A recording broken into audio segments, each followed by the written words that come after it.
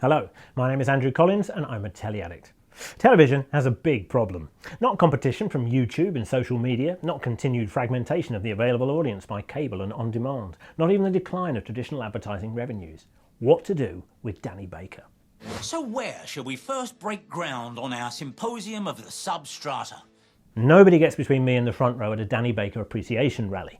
Erudite, enthusiastic, witty, honest and fallible, he remains a career beacon for those of us who pass through the enemy in his wake. But while radio understands him and showers him with accolades, TV squanders him again and again. The latest case in point, BBC4's Brushing Up On, whose first half-hour episode brushed up on... It is of course BBC4 who allowed Danny to chew the fat about vinyl LPs with pals over 3 nights in February, a format that at least tilted towards how best his volcanic talent might be harnessed, but linking some old clips about tunnels. The fact that all human beings are obsessed with tunnels is well documented, I assume. Indeed, if one is to give credence to some of history's greatest philosophers and virtually all of its deranged speculators, our lives begin and end with a journey through these miraculous tubes. Hang on, what's going on here? Is he being ironic? Is he sending up the facile nature of the archive clips programme? Is the whole thing some kind of cosmic joke? Because the footage had genuine value. This story is as interesting as it's boring. It's about tunnels. The tunnel that caused such a spate of plans and discussions and government committees, instead of the spades of workmen, has yet to be built. But it spoke for itself. It didn't require art annotation to zhuzh it up. And you got the feeling that our man in the grandad shirt knew it. Once every 15 minutes, the miners assemble a self-supporting ring of concrete behind the digger. Yes, perhaps I should offer a note of explanation here to those viewers under 30. No need. It's a great clip. What makes Danny Baker one of the finest radio broadcasters in the land is his natural, unforced eloquence. I could listen to him all day talking off the top of his head. But reading stuff out... So the next time you speak to your team leader for Office social media fusion strategy going forward, you might want to remind them of that. Anyway. Not all great writers can talk, and not all great talkers can write. Clive James is one who can do both, and Danny Baker is another, but he doesn't need to write before he talks. And Brushing Up On will be vastly improved if they just let Danny improvise a commentary over the VT. I'm sorry to break in again so soon, but buttocks? From one middle-aged man talking over old clips to another, but without the gags.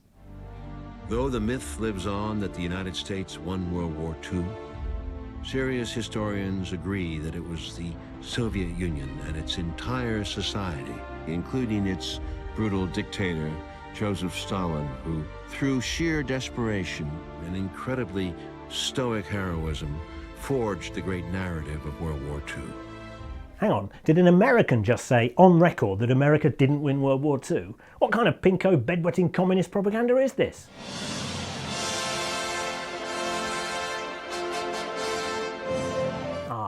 Broadcast on Showtime in the States and Sky Atlantic over here, this self-narrated 10-part epic from filmmaker Oliver Stone is history as a kind of revisionist western.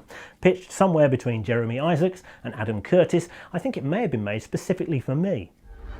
Now I am become death, the destroyer of worlds. This terrifying weapon would launch the United States on a journey, turning the refuge of the Founding Fathers into a militarized state. It was originally titled The Secret History of America, which it never was. In actual fact, it's a re-editing, but from the left, which is a unique sales position in itself.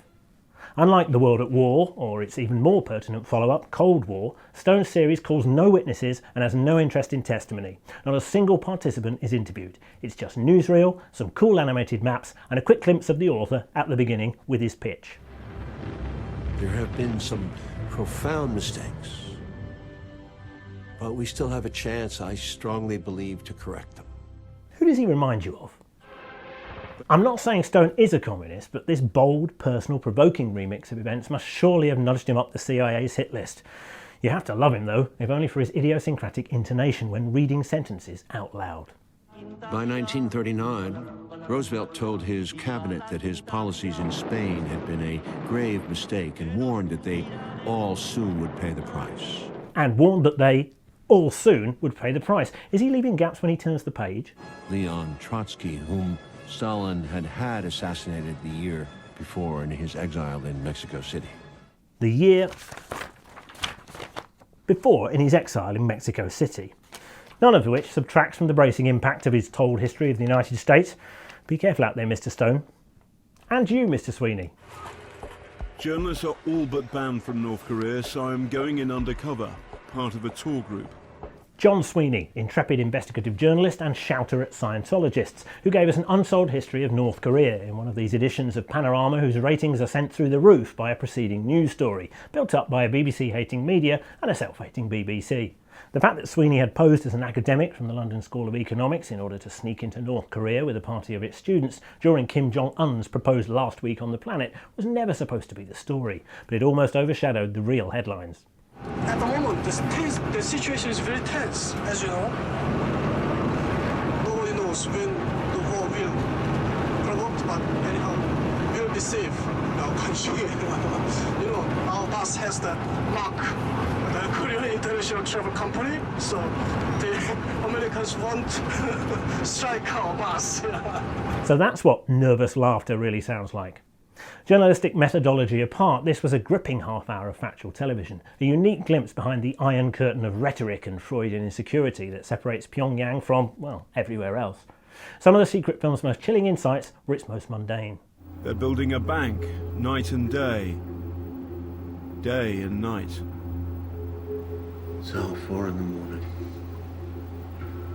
They never stop. Sweeney refrained from shouting, but his softly delivered questions, officially rebutted with increasing flimsiness, spoke volumes. At the moment this is a war of words, but will there be a shooting war?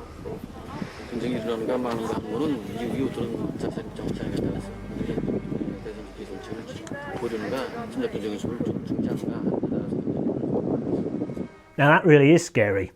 I can't wait for Oliver Stone to get to the first Korean War.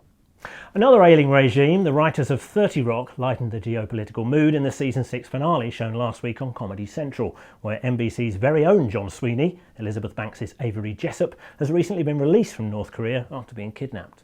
Scott and I saw each other every day at work, but we're forbidden from speaking. I was living in an exact replica of Cinderella's castle that Kim Jong-un had built for his shoe collection. And I was kept in a pit where they made me beat my best friend to death. Awkward. Lowest ever rating episode of 30 Rock in America ever, apparently. Oh my God, are you? No, I'm nobody. Kim Jong-il is dead. I'm only waiter. I'm greatest waiter of all time. Margaret Cho there. Move over 30 Rock. Game of Thrones has all the jokes now.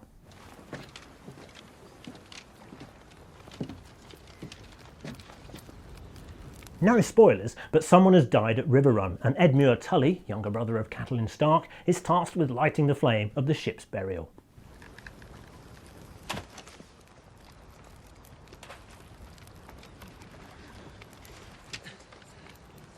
Awkward.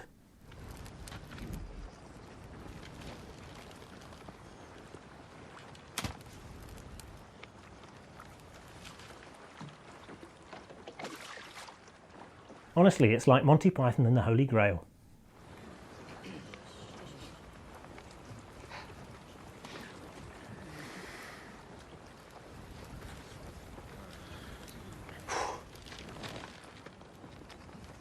Not going to ruin it for you. And finally, another new drama from ITV. When will they stop spoiling us? Adapted from the best-selling novel by Richard and Judy boosted Dorothy Coomson, The Ice Cream Girls is darker than its own chick-lit packaging would suggest. It's set some way up the coast from Broadchurch, in Brighton, but filmed, naturally, in County Wicklow. This is Lorraine Burrows, refreshingly a lead actor on ITV who wasn't in the last thing we saw, as one of 2 seaside teens who's been away for 17 years and has come back to get all wistful about her past.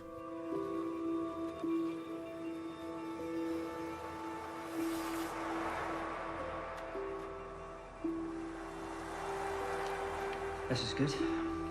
Really good.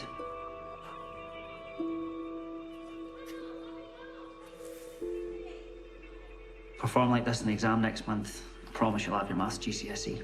Yeah, a year later than everyone else. I'm so thick at it. Don't do yourself down, Serena. You're bright. The excellent Martin Compston there as the teacher in the girl's past who looks a bit extracurricular. God, only seems like yesterday when he was playing a 16-year-old for Ken Loach. Last year he was a detective sergeant in Line of Duty. You know you're getting older when the actors playing the policeman start looking younger.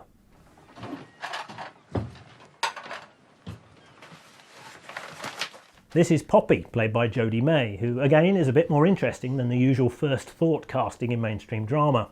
She's been in prison, so she's clearing out the old beach hut in search of her own Proustian rush.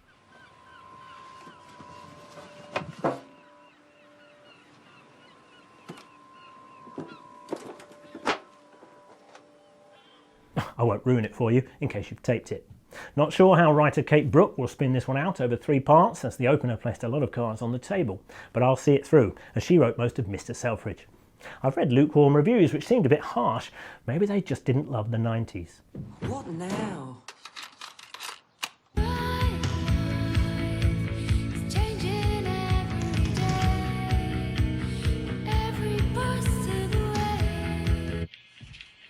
Look, she's got a copy of The Big Chill on VHS. If this was Mad Men, that would be existential.